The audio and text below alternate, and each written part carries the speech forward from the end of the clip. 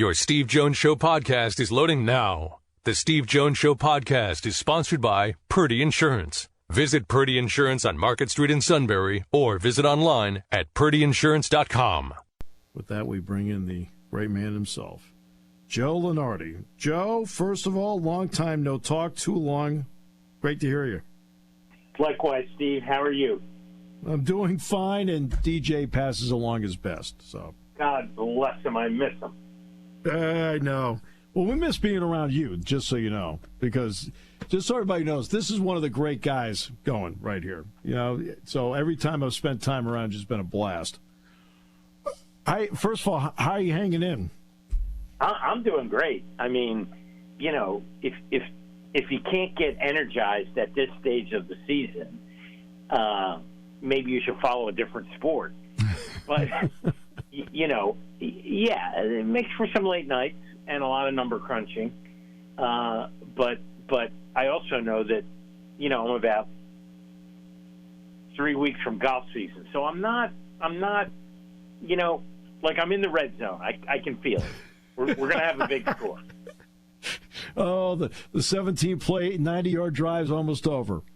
That's all right. Exactly right. Right. So let's not bury the lead for the local fans. Penn State, as of probably Friday night, was 37 on your board. 36 at-larges get in. You had them at 37. So the weekend is played out, including Penn State's 3-point loss to Rutgers. Where do they stand at this hour?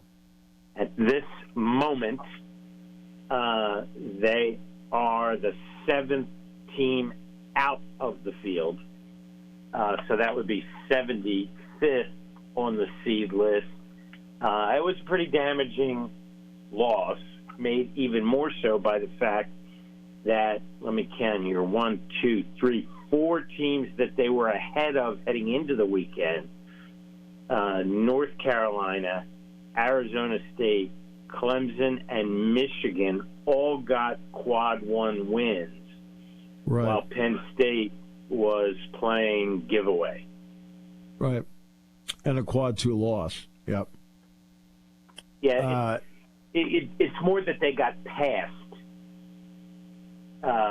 surpassed, if you will, than anything else. You know, the loss can be overcome by, you know, winning a game or two here this week that maybe they're not supposed to, but you can't take away the other wins that were piled up by the close competition. Well, exactly right. That's what we talk about all the time. It's not people who say, well, you're here.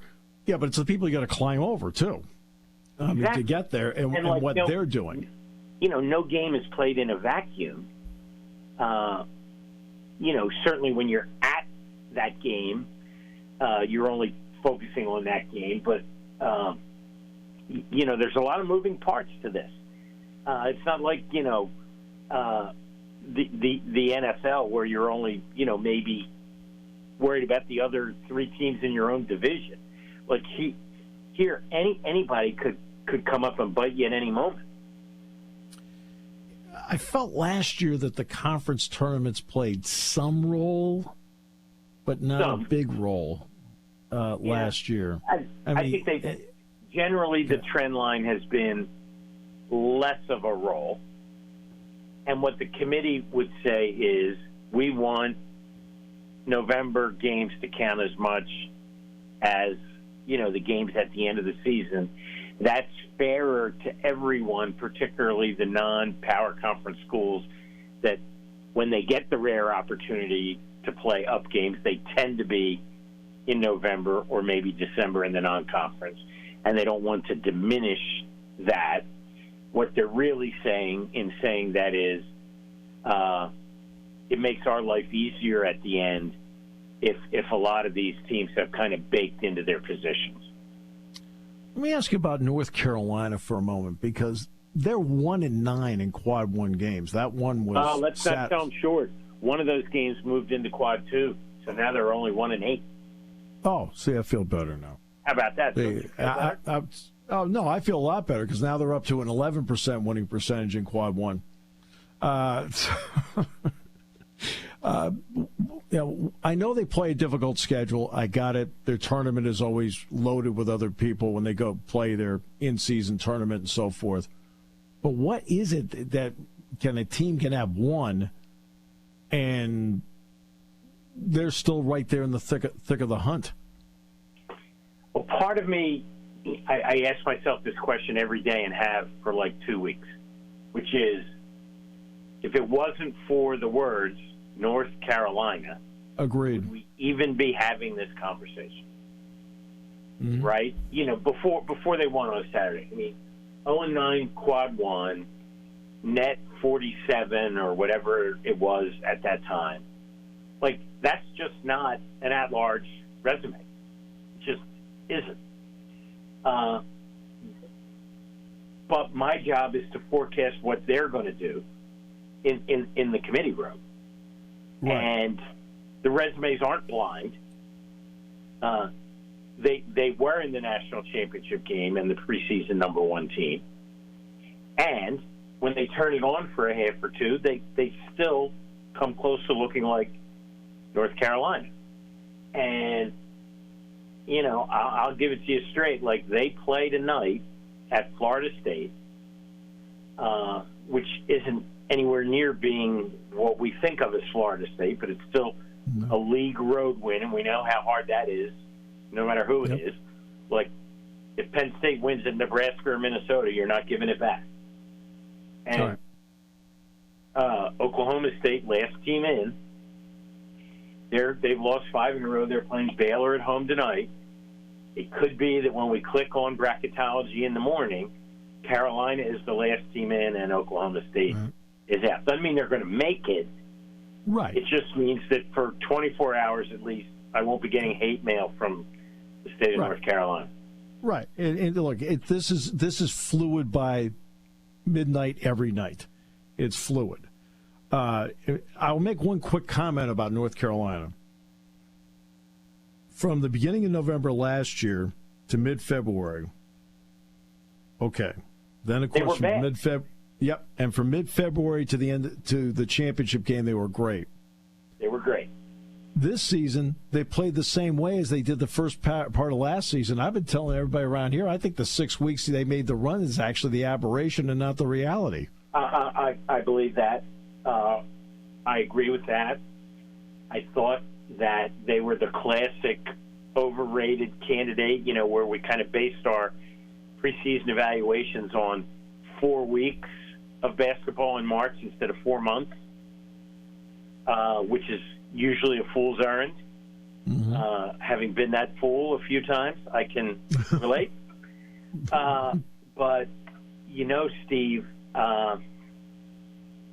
they still have 4 starters back from a team that had a 16-point lead at halftime in the national championship game. Yep. Like, there aren't any other bubble teams we can say that about. That's right. So there is something to be said for treating them with a little more nuance, perhaps. And, we'll see. It's right in front of them. Like, they're in position to be in position, but they're not in. And even a win tonight, if it slides them in temporarily, that's only until the next bubble team picks up a real win. And that could be Penn State. Yeah, because they're at Northwestern. Penn State has 2 games left. They're both quad ones. They're at Northwestern. And they're both heavy lift kinds of games, but they're at a level that you've won several times this year. So, look, I'm not at practice. I'm not in the locker room. I wouldn't mind sitting with you and DJ. But, come to think of it, we should do that next year for a game. Please. I'd love to have you. That would be awesome. Like in the non-league when I'm still goofing off. Yeah, that'd be a blast.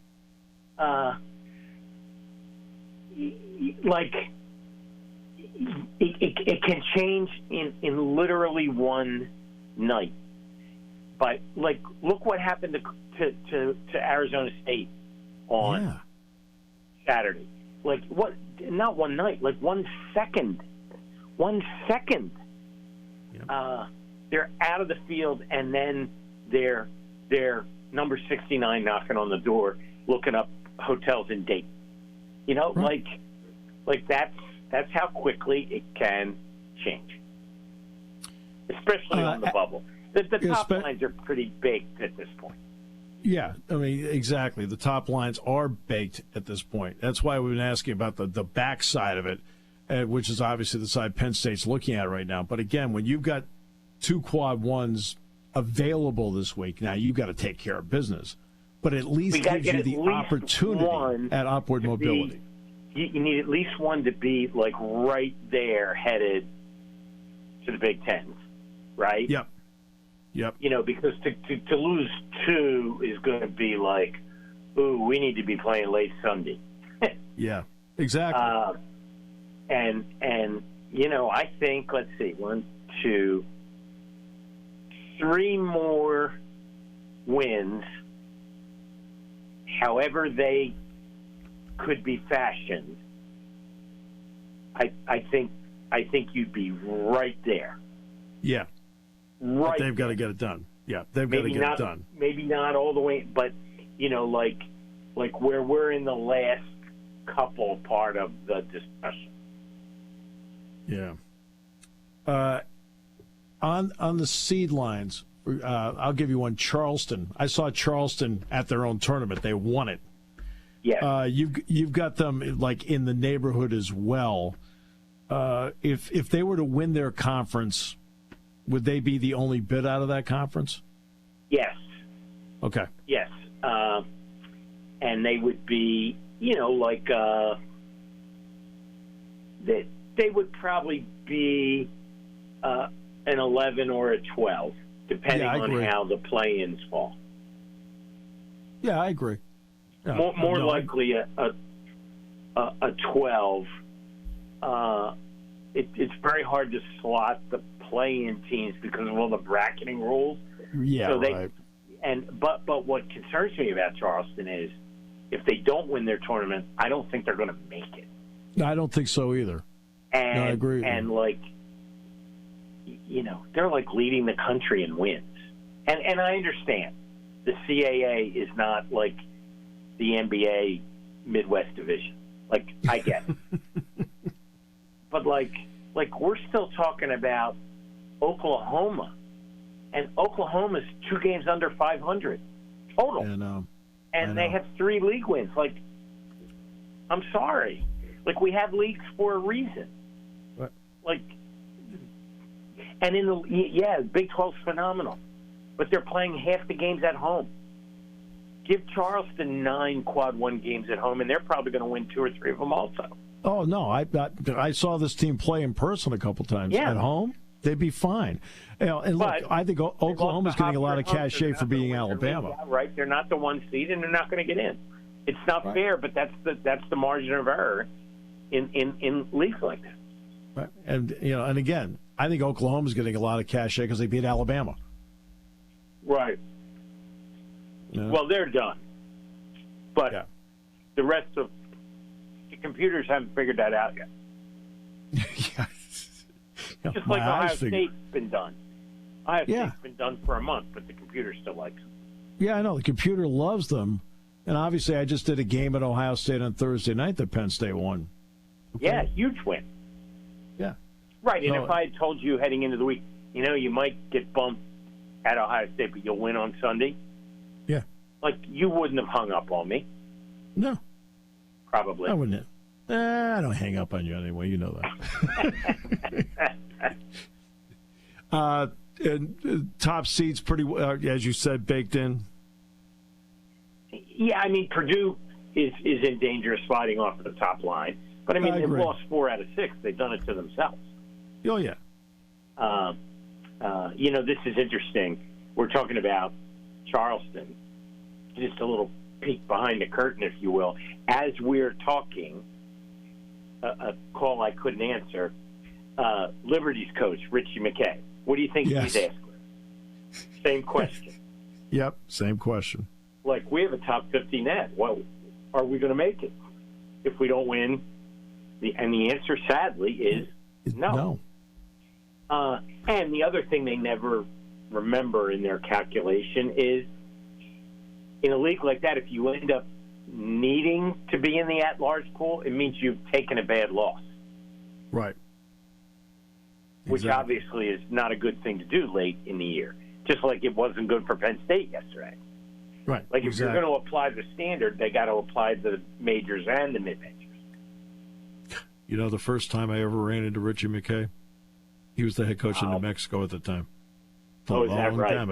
Long time ago. Wow. But we're I still, ran into Jerry Falwell of Liberty in the men's room at Buffalo, but we'll stop the analogy there. It was the Jameer year. They were our 16. Oh, God. And I thought, man, you may be close to the Lord, but we got Jameer. This is not going to be a good day for you, pal.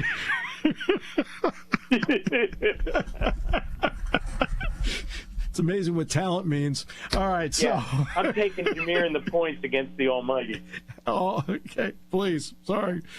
Oh, Joe, thanks so much. I really enjoyed it. I could do this all night. I know, but you and I just have fun when we do this. But I know you're busy beyond words. So thanks so much. I really appreciate it. Good luck, man. Thanks. See ya.